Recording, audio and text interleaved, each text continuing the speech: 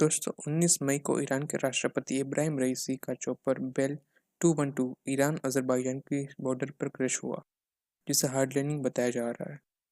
इस हादसे में ईरान के प्रेसिडेंट इब्राहिम रईसी और विदेश मंत्री अमीर अब्दुल्लाहियान की मृत्यु हो गई। इस क्रैश के पीछे खराब वेदर और डेंस फॉग को बताया जा रहा है। यह हादसा पहाड़ी और फॉरेस्टेड एरिया में हुआ, इसलिए इस कारण को नज़रअंदाज नहीं किया जा सकता है। कुछ इसी तरह भारत के पूर्व सीडीएस श्री बिपिन रावत का चॉपर भी क्रैश हुआ था। प्राइमरी एविडेंस से ये बताया जा रहा है कि ये एक एक्सीडेंट था, पर कुछ लोग इसे इसराइल के मोसाद और यूएसए के सीआईए की साजिश बता रहे हैं। इसराइल और यूएसए का ईरान के ऊपर टारगेटेड किलिंग करना नई बात नहीं है। कुछ इसी तरह 2020 में ईरान के जनरल कासिम सुलेमानी की ड्रोन स्ट्राइक में हत्या कर दी थी।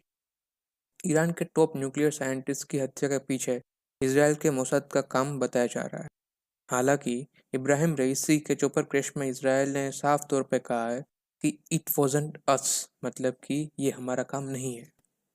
यूएस के डिफेंस सेक्रेटरी लॉयड ऑस्टिन ने साफ तौर पर कहा है कि इब्राहिम रईसी की चॉपर क्रैश के पीछे यूएसए का कोई हाथ नहीं है।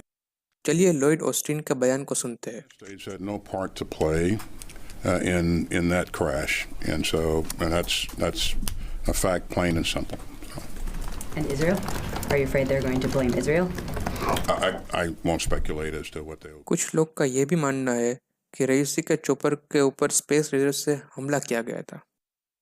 यूएसए के एक्स एडवाइजर गैब्रियल नोरोन का मानना है कि इस क्रैश के पीछे ईरान के सुप्रीम लीडर खामेनी के बेटे मुश्तबा खामेनी का हाथ हो सकता है, क्योंकि अली खामेनी के बाद इब्राहिम रईसी ही सुप्रीम लीडर के सबसे बड़े दावेदार थे। अब रईसी के ना होने पर मुश्तबा खामेनी के लिए रास्ता साफ हो गया है।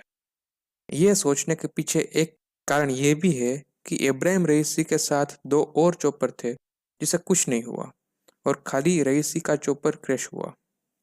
अगर सभी कंस्पिरेसी थियरीज को एक तरफ रखा जाए, फिर भी ईरान के प्रेसिडेंट 40 साल पुराने बेल 212 चॉपर में ट्रैवल कर रहे थे, जो एक मेड इन यूएसए हेलीकॉप्टर है, और ये चॉपर 40 साल पुराना है, जिसे 1970s में खरीदा गया था।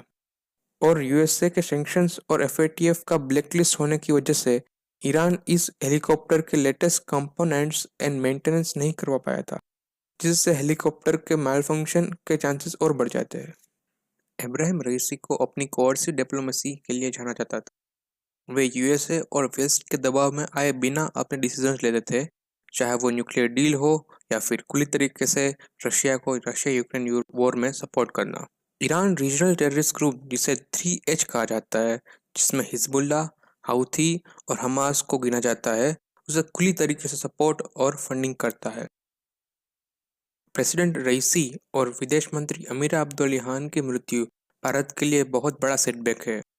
कुछ ही दिन पहले इंडिया ईरान के बीच में चबाहर पोर्ट की डील साइन हुई थी, जो पिछले 20 साल से अटकी हुई थी। इस चबाहर पोर्ट की मदद से भारत पाकिस्तान के ग्वादर पोर्ट को काउंटर कर सकता है, साथ ही साथ चाइना की स्ट्रिंग ऑफ पर्ल की स्ट्रेटजी को भी नाकाम कर सकता है।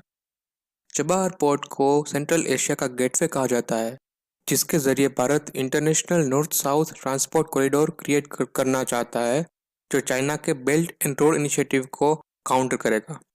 ईरान पिछले एक साल में ब्रिक्स और शंघाई कोऑपरेशन ऑर्गेनाइजेशन मतलब कि SCO का मेंबर बना है।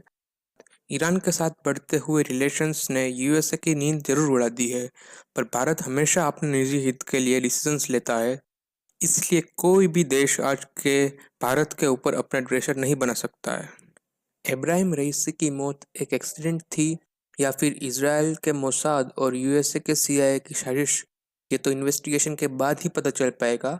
पर फिलहाल के लिए ईरान के सुप्रीम लीडर अयातुल्ला खामेनी ने मोहम्मद मकबर को केयरटेकर प्रेसिडेंट घोषित कर दिया है और नए प्रेसिडेंट के इलेक्शंस 50 दिन के अंदर हो जाएंगे। ईरान की प्रेजेंट लीडरशिप भारत के लिए फायदेमंद साबित हुई है, पर आने वाले नए प्रेसिडेंट का भारत के लिए क्या अप्रोच होगा, ये देखने लायक होगा, और भारत इस पूरे मामले को क्लोजली ऑब्जर्व कर रहा है। अगर आपको हमारा वीडियो पसंद आया हो तो चैनल को सब्सक्राइब करें और कमेंट सेक्शन में बताएं कि आपको क्या लगता है, ये एक एक्सीडेंट था या फिर साजिश। जय हिंद।